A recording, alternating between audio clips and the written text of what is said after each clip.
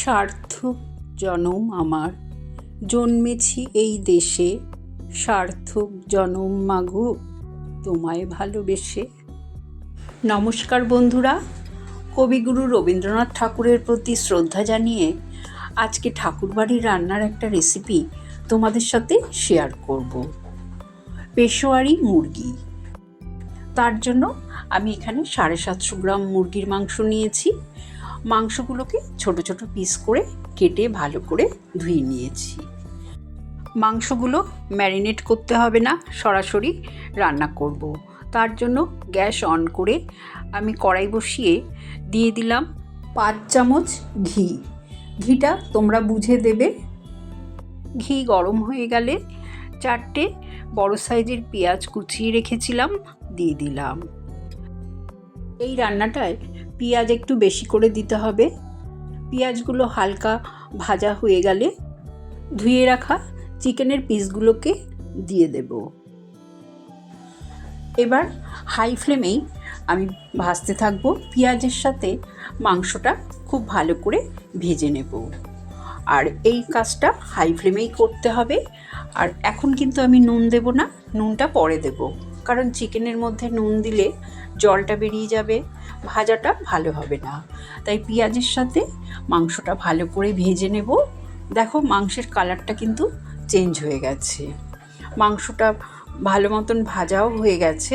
এবার দিয়ে দিলাম 1 চামচ আদা বাটা আর 1.5 চামচ মতন রসুন বাটা দিলাম।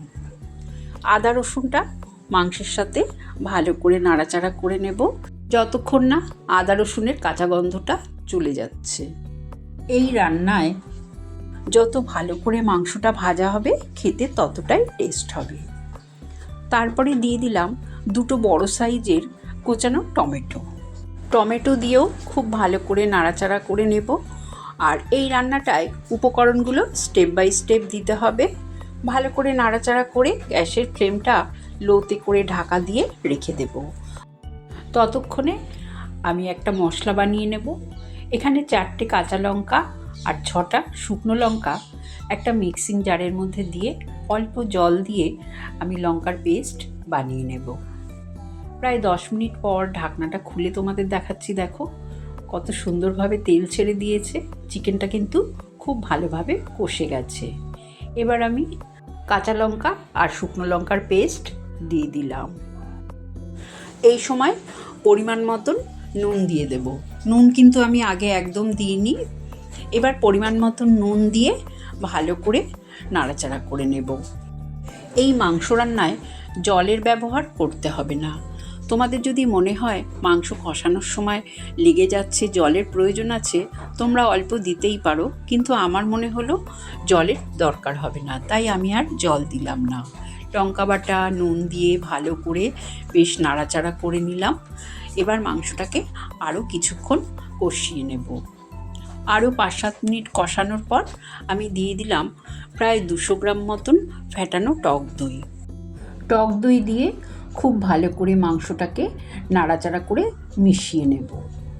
এই সময় তোমরা যদি গ্রেভির জন্য অল্প করে জল দিতে চাও তোমরা অবশ্যই গরম জল দিতে পারো, তবে আমি গ্রেভিটা একদমই মাখা মাখা করব বলে আর জল দিলাম না।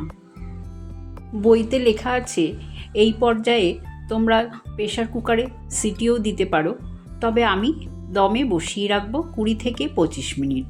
গ্যাসের ফ্লেমটা একদম লোতে করে দেব।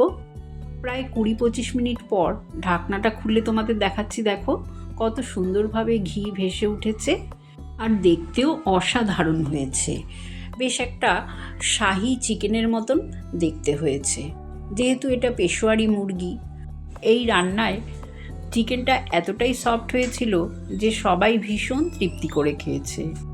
ভাত, ফ্রাইড রাইস, পোলাও, রুটি, লুচি, পরোটা সব কিছুর সাথে ভালো লাগবে। তোমরাও বাড়িতে একবার ট্রাই করে আমাকে জানিও কেমন লাগলো। ভালো লাগলে চ্যানেলটাকে লাইক শেয়ার করো, নতুন বন্ধু হলে সাবস্ক্রাইব করো। সুস্থ থেকো, ভালো থেকো। ধন্যবাদ।